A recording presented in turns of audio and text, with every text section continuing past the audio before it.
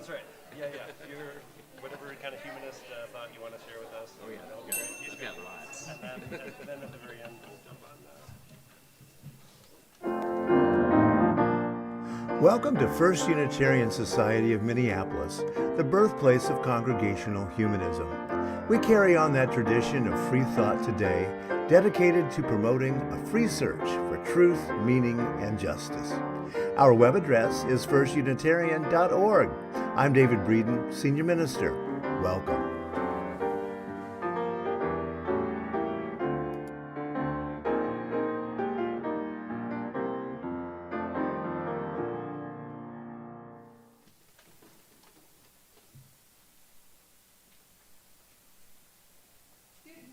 Good morning and welcome everyone to this Earth Day celebration here at First Unitarian Society for Sunday, April 23rd, 2023.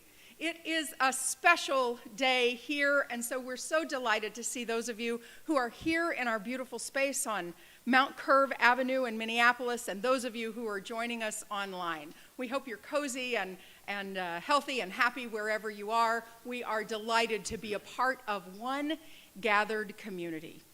We have our young people with us throughout the assembly today, so we are delighted to welcome you here. There's no religious education programming today.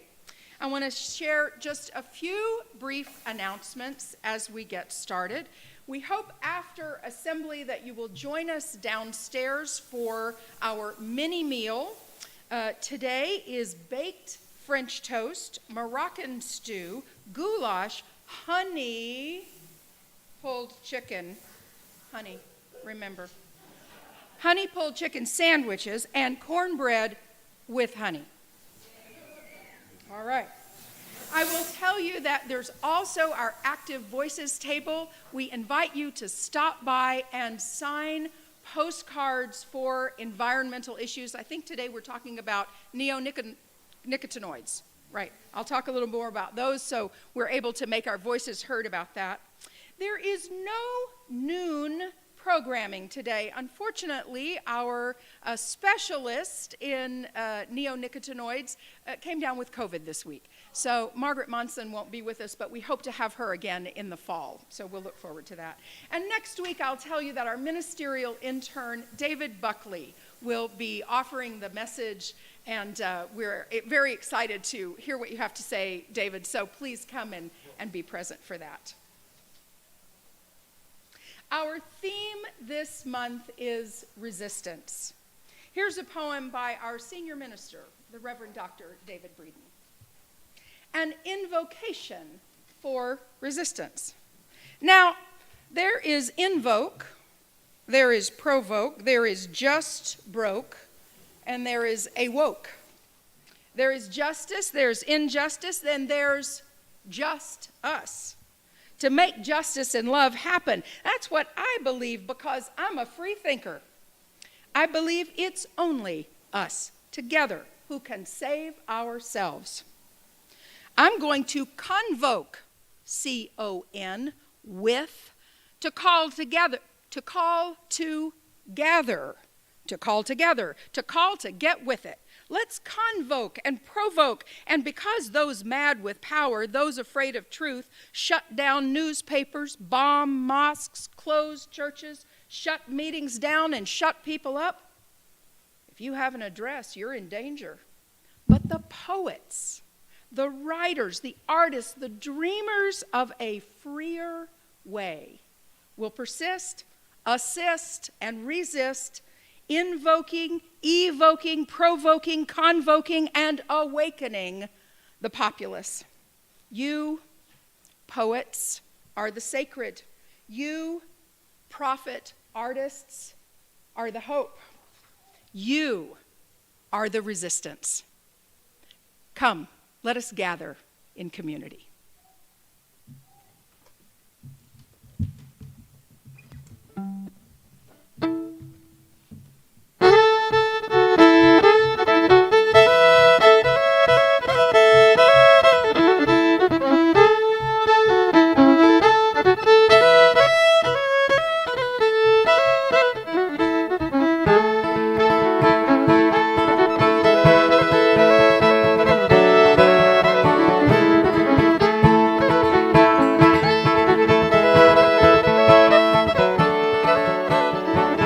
Well, I went up on the mountain, I went up on my own, head out from the city to find some time alone.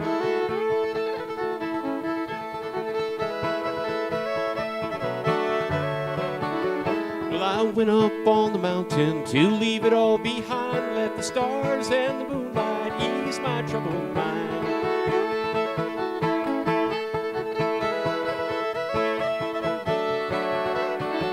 Where there's no more sorrow, no more blues, coming down the mountain to you.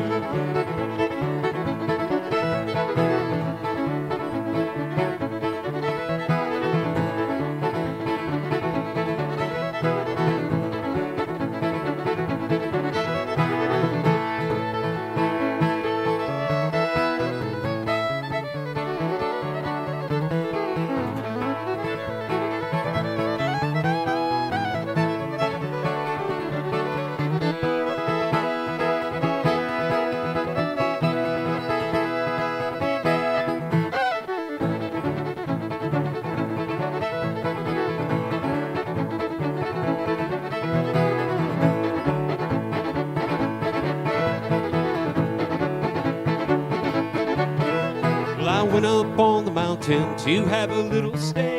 Didn't mean to cause you worry, just had to get away.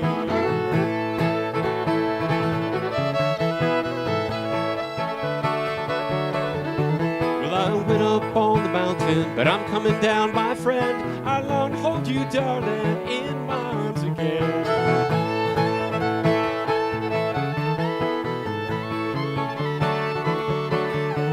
There's no more sorrow, no more blues, coming down the mountain to you.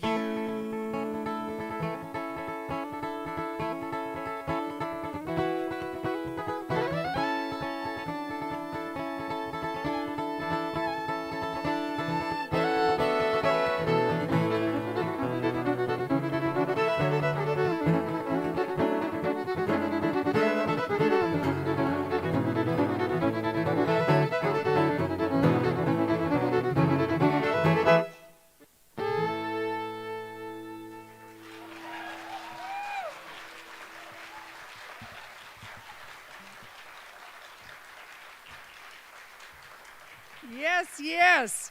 That is Brian Wicklund and Mike Cramer from the Barley Jacks. Thank you so much for being with us today. Woo!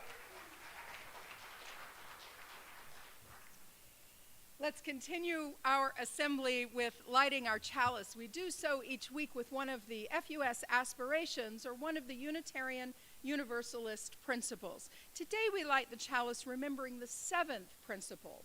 We covenant to affirm and promote respect for the interdependent web of all existence of which we are a part. Now, we've sung this song before together, and it's got a little call and response in it. It's put one foot in front of the other and lead with love.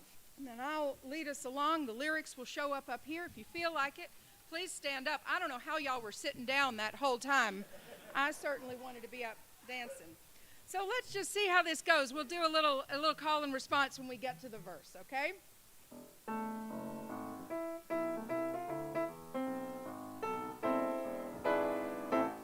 You gotta put one foot in front of the other and lead with love. Put one foot in front of the other and lead with love. Put one foot in front of the other and lead with love. Put one foot in front of the other and lead with love. Don't give up hope. You're not alone. Don't you give up. Keep moving on. 'Cause you gotta put one foot in front of the other and lead with love. Put one foot in front of the other and lead with love. Put one foot in front of the other and lead with love. Put one foot in front of the other and lead with love.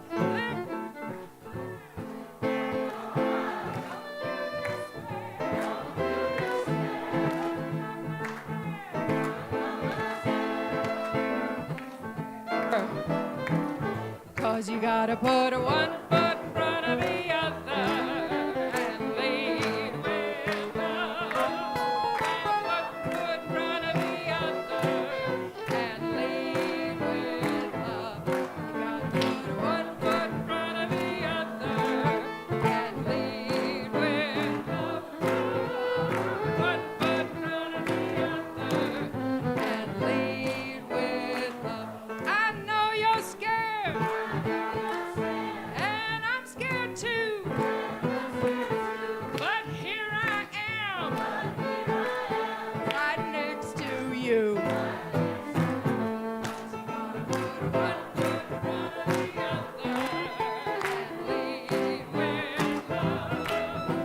Put one foot in front of the other and lead with love. You gotta put one foot in front of the other and lead with love.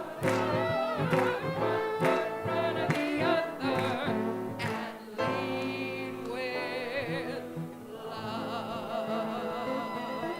Yeah. Please remain standing, and we'll say together our congregational covenant. Love is the spirit of this place, and service its law. This is our great covenant, to dwell together in peace, to seek the truth in love, and to help one another. Thank you. Please be seated.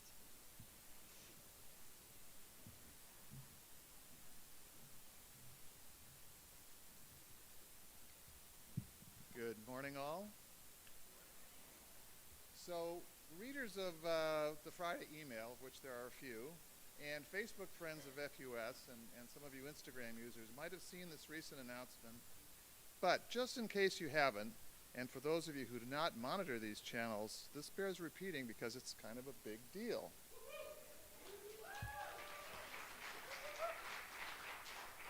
On May 5th in Denver, Colorado, Dr. David Breeden will receive the Humanist Distinguished Service Award from the American Humanist Association in recognition of his long history of work in the humanist community and right here at FUS.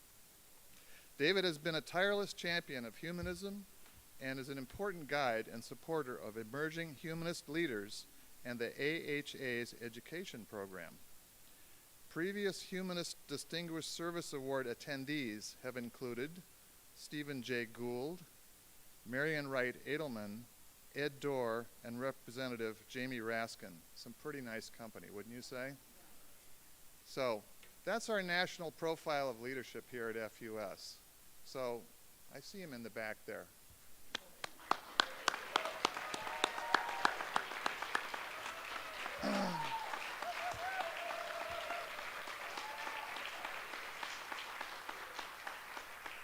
So now I'd like to conduct a little survey, a little mini survey for those of you here in the building. Those of you online can raise your hands, but I can't see you. And of course, this isn't voluntary and entirely unscientific. So how many of us have volunteered to serve on a committee, helped out with childcare, done mini meal food prep, done some event planning, solstice programming, active voices, or other service work here at the Society? Let's see a show of hands. Wow. All right. If you have volunteered for one or more of these activities, and I left a few of them out, social justice being one, but hey, I got limited time here, right? If you've volunteered for one or more of these activities, chances are you have done it more than once. Some of you are chronic serial volunteers. You know who you are, and so do the rest of us. So think a moment about the time commitment. A few hours per week per person adds up, so let's do the math. For example, your FUS board is composed of 9 members, and we spend about 2 hours a month in our meeting with a similar amount of prep time. The executive committee puts in some extra time to prepare for meetings and deal with other things that come up, because, you know, stuff comes up. So 18 hours plus another 8 is about 26 hours per month, not including the incidental meetings and other activities that we do. Other boards, committees, and event planning groups invest similar amounts of their time, often led by those same serial volunteers we mentioned earlier. Multiply these hours by the hourly rate of your choice, and the dimensions of these voluntary contributions begin to emerge. The point is that this enormous contributions are made by members and friends of this congregation to create the programs and organize the events like last night's auction. I'm looking at you, Barb. Where are you? Are you here somewhere? All right.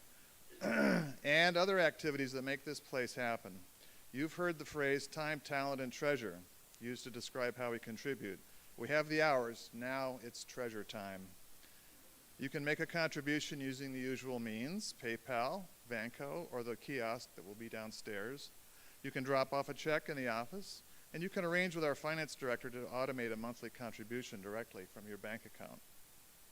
Any way you do it, please help multiply the work of our chronic serial volunteers by kicking in some cash. So thank you.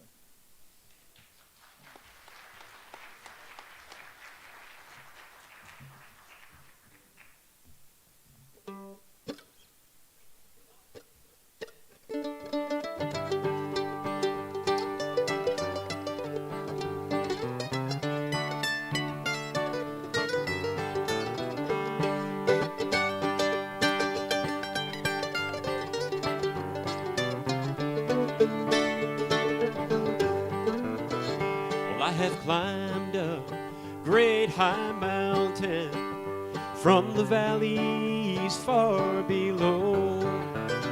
Well, I have walked out of the forest and the shadows damp and cold. Well, I have stumbled, I have fallen. Well, I have walked through doubt and fear. But I've come now to the summit, and it's all become so clear. Like a river flows to the ocean, like the trees reach for the sky. I come crawling, climbing, running, I'm dying to be in your arms again.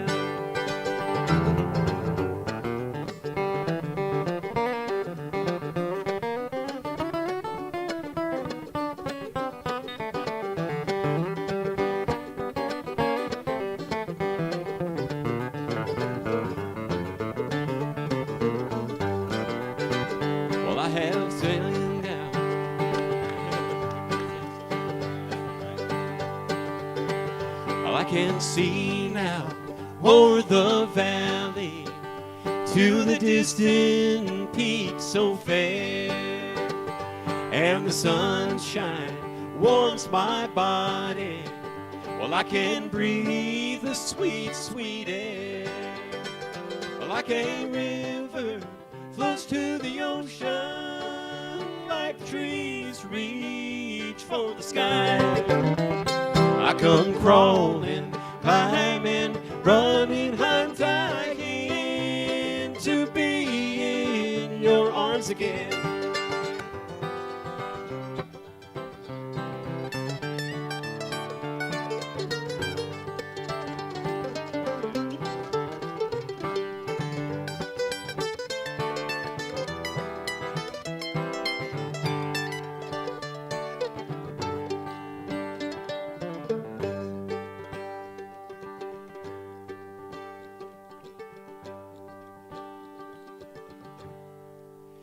Though I've followed many pathways, I guess I always knew this road that I have traveled has always led to you.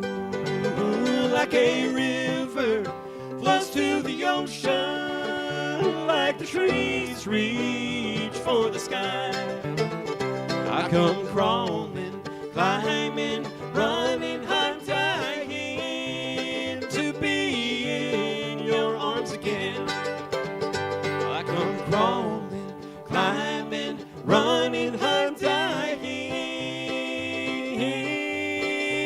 to be in your arms again.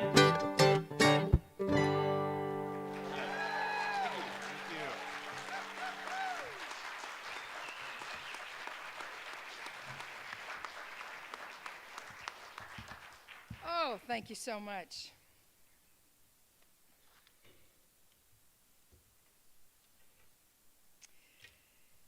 I'm going to start with a poem by Amanda Gorman. She dedicated this to Al Gore and the Climate Reality Project and wrote it for a training that they were doing. It's called Our Purpose in Poetry, or Earthrise. On Christmas Eve, 1968, astronaut Bill Anders snapped a photo of the Earth as Apollo 8 orbited the moon. Those three guys were surprised to see from their eyes our planet looked like an Earthrise. A blue orb hovering over the moon's gray horizon with deep oceans and silver skies. It was our world's first glance at itself, our first chance to see a shared reality, a declared stance and a commonality, a glimpse into our planet's mirror as threats drew nearer, our own urgency became clearer, as we realized that we hold nothing dearer than this floating body we all call home. We've known that we're caught in the throes of climactic changes. Some say will just go away, while some simply pray to survive another day. For it is the obscure, the oppressed, the poor, who, when the disaster is declared done, still suffer more than anyone. Climate change is the single greatest challenge of our time. Of this, you're certainly aware. It's saddening, but I cannot spare you from knowing an inconvenient fact, because it's setting the facts straight that gets us to act and not to wait. So I tell you this not to scare you, but to prepare you, to dare you to dream a different reality, where despite disparities, we all care to protect this world, this riddled blue marble, this little true marvel, to muster the verve and the nerve to see how we can serve our planet. You don't need to be a politician to make it your mission to conserve, to protect, to preserve that one and only home that is ours, to use your unique power to give next generations the planet they deserve. We are demonstrating, creating, advocating. We heed this inconvenient truth because we need to be anything but lenient with the future of our youth. And while this is a training, it is sustaining the future of our planet. There is no rehearsal. The time is now, now, now. Because the reversal of harm and the protection of a future so universal should be anything but controversial. So Earth, pale blue dot, we will fail you not. Just as we chose to go to the moon, we know it's never too soon to choose hope. We choose to do more than cope with climate change. We choose to end it. We refuse to lose. Together we do this and more, not because it's very easy or nice, but because it's necessary. Because with every dawn, we carry the weight of the fate of this celestial body orbiting a star. And as heavy as that weight sounded, it doesn't hold us down, but it keeps us grounded, steady, ready. Because an environmental movement of this size is simply another form of Earthrise. To see it, close your eyes. Visualize that all of the leaders in this room and outside of these walls are in the halls. All of us change makers are in a spacecraft, floating like a silver raft in space, and we see the face of our planet anew.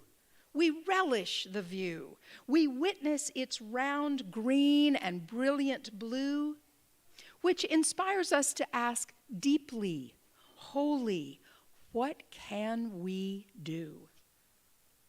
Open your eyes. know that the future of this wise planet lies right in sight, right in all of us. Trust this earth uprising.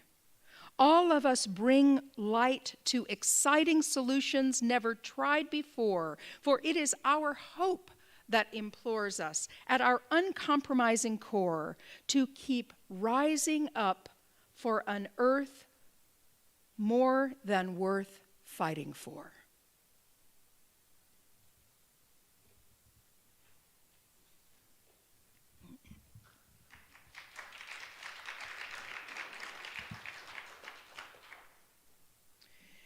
I often ask myself, what is it we're doing here as a congregation? I mean, we go to the meetings, we put in our volunteer hours, we pay our pledge, we come to the auction. Just by the way, for those of you who came to the auction, a total of $26,000 was raised last night. And over $8,000 raised for our Bid a Need project, the MORE campaign that helps immigrants. But what are we really doing here? I mean, you could go to lots of different groups that have a gala or an auction. You could go to a book group at the library. You could learn about climate justice, as many of us do from the Sierra Club or Minnesota MN 350 or Interfaith Power and Light. There are lots of ways to learn the things that we learn here. You can go out to dinner with your friends. You can get involved in a political group and make your voice heard. Lots of ways that we do lots of different things. What makes us unique as a congregational community? Why do we do this here on Sunday morning and throughout the week and the months and the years and years and years many of us have been here?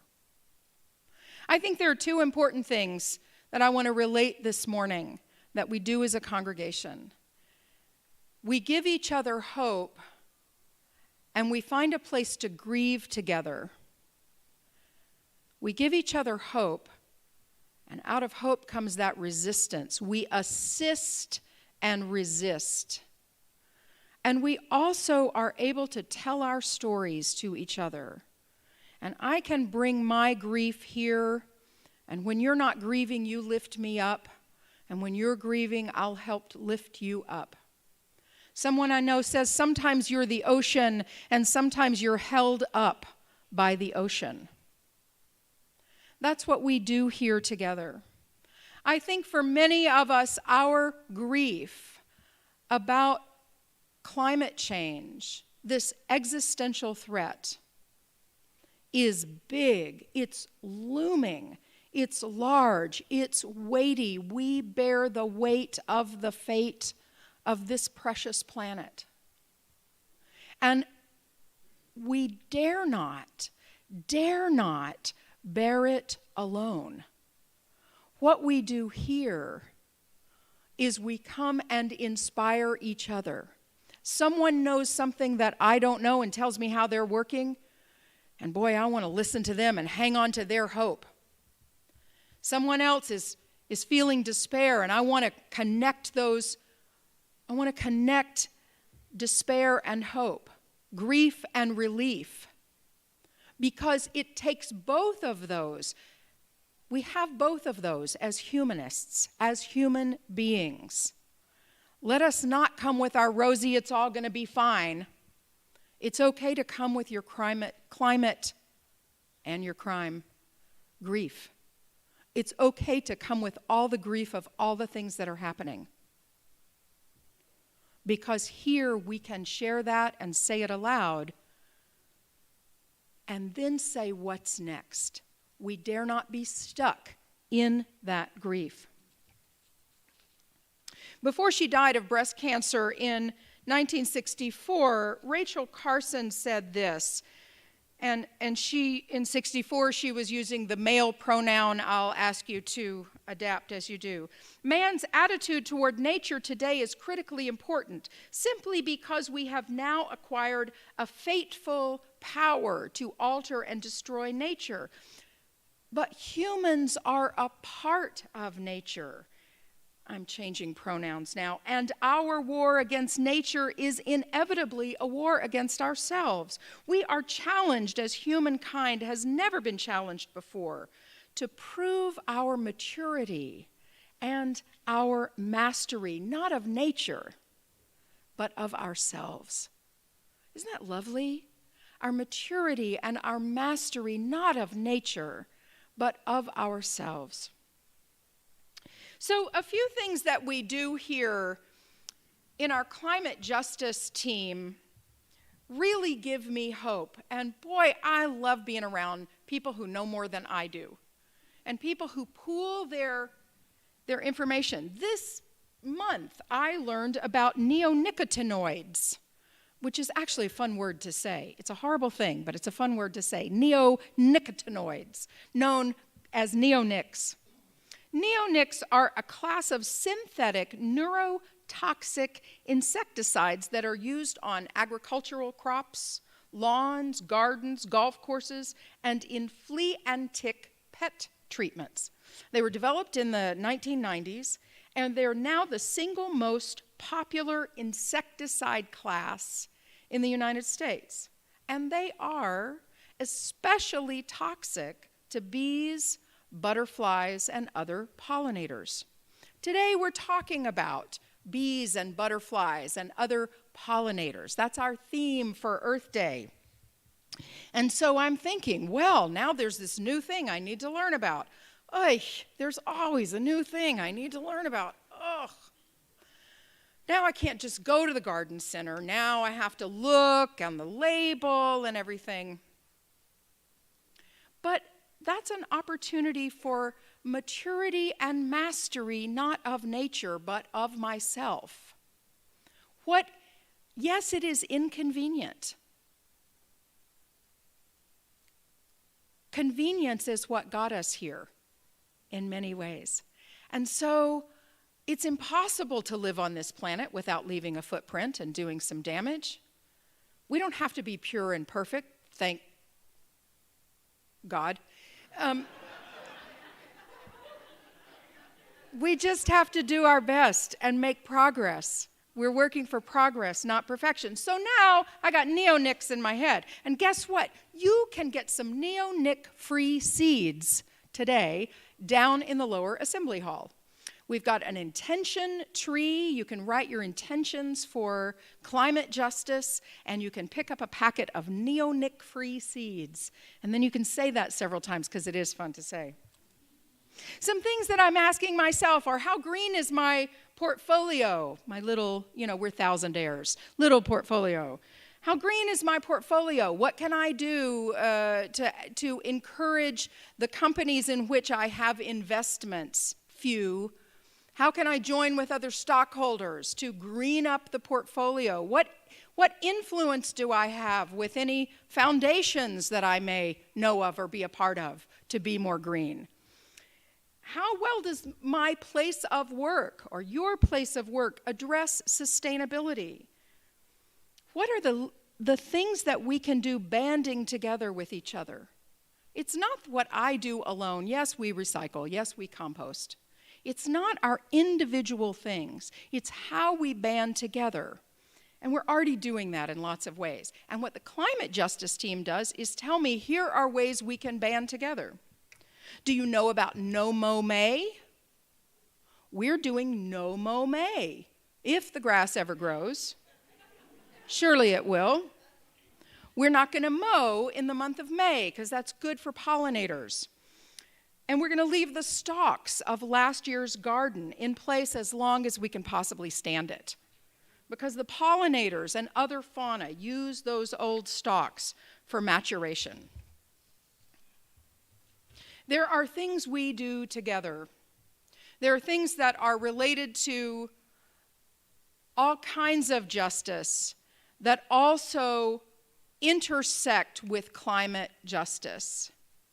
One of my jobs is to see how all of our intersecting efforts for justice work together. This week, hallelujah, hallelujah, this week, the Minnesota Senate passed the conversion therapy ban, the trans refuge bill, and the Reproductive Freedom Defense Act.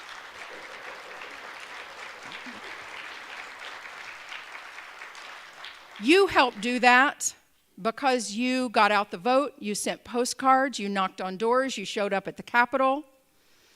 It was thrilling to have that happen. How does that intersect with climate justice? Bodily autonomy is an action for climate justice. Being able to choose what we eat, who we love, how we live in the world, what kind of electricity we want to use or not use. When someone says you can't do this with your body, they are sure enough going to be the same people who say you have to drive this kind of car. It's all interrelated, and we do that together. Not one of us changed those bills and got it done. We worked on it together, and there is so much power and hope in that. I can't say enough gratitude for our climate justice team, who keeps justice at the forefront. It's not just talking about climate change. We talk about the ways that it affects all of us. And today, we're about to have a pageant. I'm so excited about this pageant. So let me tell you a few things. I want to offer some gratitude. The climate justice team, with special thanks to our puppet makers, Rebecca and Scott Cramer, Keith Heiberg, Cindy Anderson, Kathy Steinhauer, Steve Lick, and Catherine Jordan. They are not in the room right now to hear these thanks, so thank them when you see them. The religious education, children and parents, and many volunteer performers for inhabiting the birds, the bees, the butterflies, and the flowers. Our narrators, Aurelia Weiler and Misha Vasic. Mike Vasic for his brilliant accompaniment, and Catherine Jordan for having the dream, and Sandy Spieler and the Theater of the Everyday Miracle for bringing our Pollinator pageant to life. Now, you got a handout when you first came in. There's good information on the back. And toward the end of the pageant, you will be invited to hold it up. You'll know when. But have it ready, because this will be what you're doing.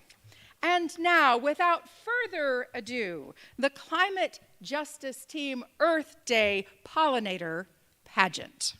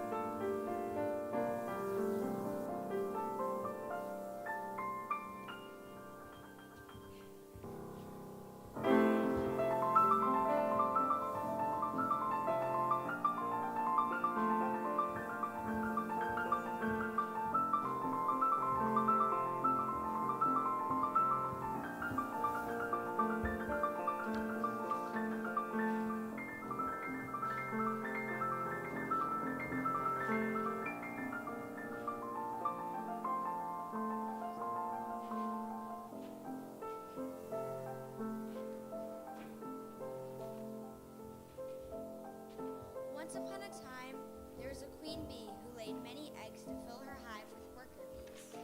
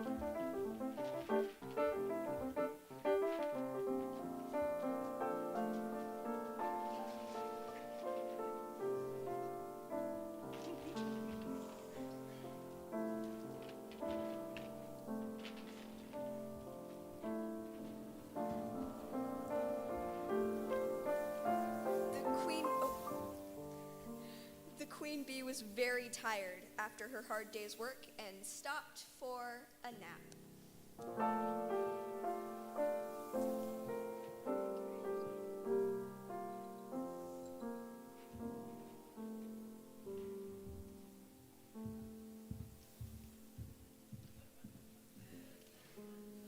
While sleeping, she has a dream. In the dream, it was 2040, and the world was very different. There were more fires, more tornadoes and storms, more floods, more droughts, more disease, more famine.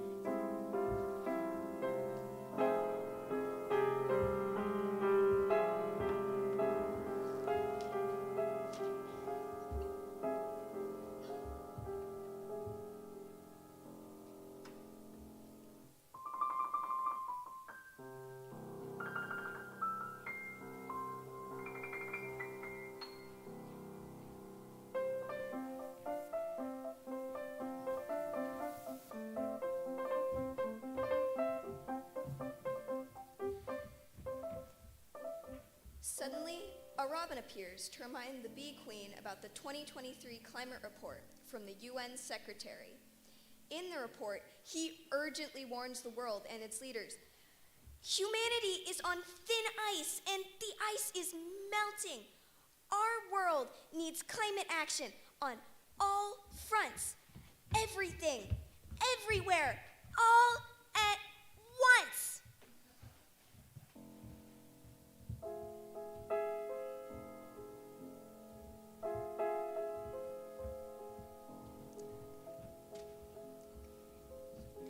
But the world did not listen or act soon enough.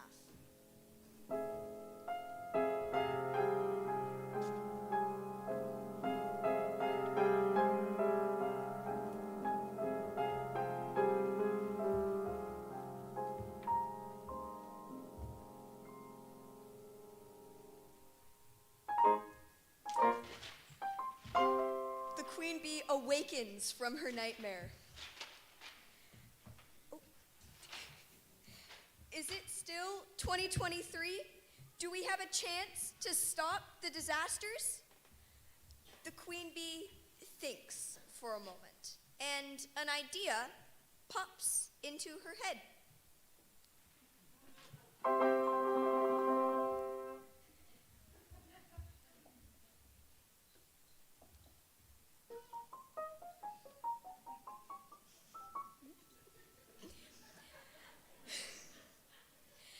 Hello, operator. Get me to Sweden. I want to talk to Greta Thunberg. Hejsan Greta, hur står det till? I just had a nightmare that the world is not listening to the facts about climate change and the disasters are piling up. Do you have any advice for how to help the people wake up? Greta answers, when enough people come together, then change will come, and we can achieve almost anything. So instead of looking for hope, start creating it. Thanks, Greta. Takeda. The queen bee rings a bell to call for help from her elder bees.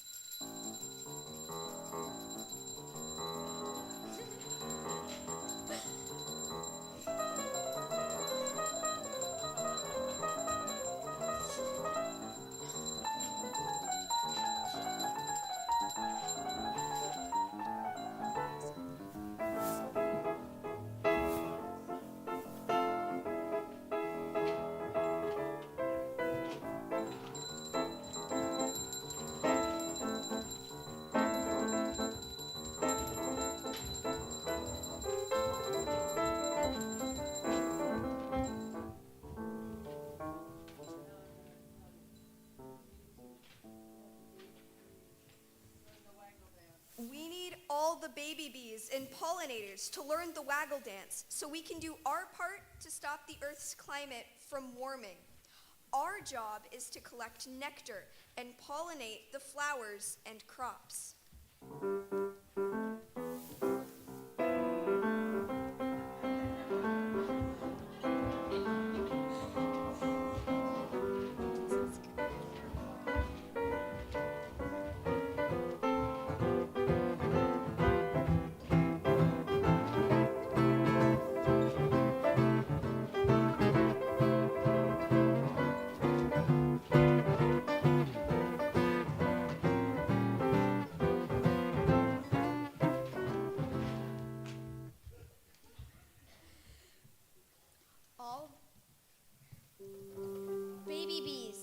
Come learn the waggle dance.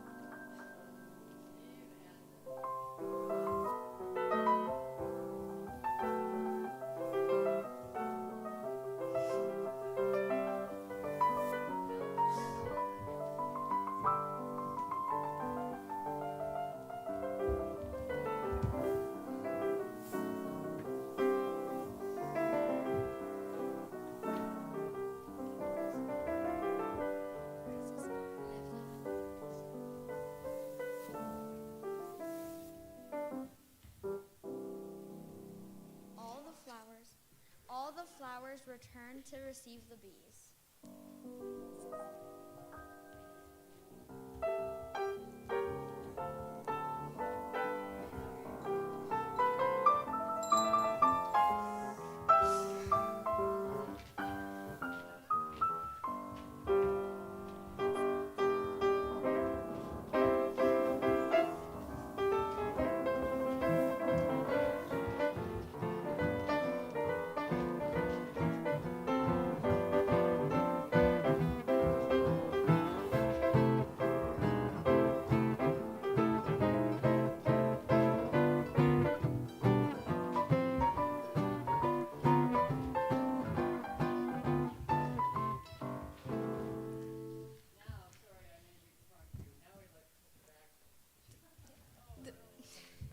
The bees pollinate the flowers, but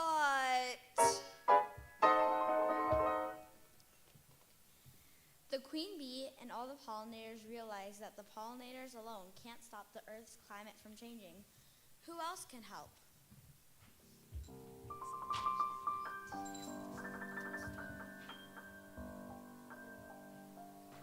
the queen bee invites all of us and our friends and families to learn the waggle dance, to listen and act, so we can do our part to stop the climate from warming and changing.